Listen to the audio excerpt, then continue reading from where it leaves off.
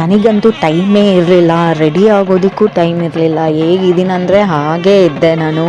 So ನಿಮ್ಮ ಆಶೀರ್ವಾದ ನಮ್ಮ ಅತ್ತೆಯ ಮಗನ ಮೇಲೆ ಇರಲಿ. ಮಂಜುನಾಥ್ ವೆಡ್ಸ್ ದೇವಿಕಾ ಅವ್ರಿಗೆ ಮದುವೆ ಆಗ್ತಿದೆ.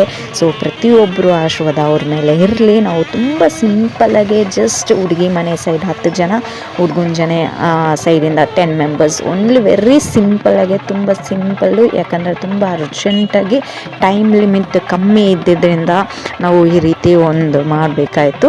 ಸೊ ಸಿಂಪಲ್ಲಾಗೆ ಒಂದು ಮದುವೆ ಅರೇಂಜ್ಮೆಂಟ್ ಮಾಡ್ಕೊಂಡಿರೋ ಅಂಥದ್ದು. ನಿಮ್ಮೆಲ್ಲರೂ ಪ್ರೀತಿ, ವಿಶ್ವಾಸ, ಆಶೀರ್ವಾದ ಮಂಜುನಾಥ್ ಮತ್ತು ದೇವಿಕಾ ಮೇಲೆ ಇರಲಿ.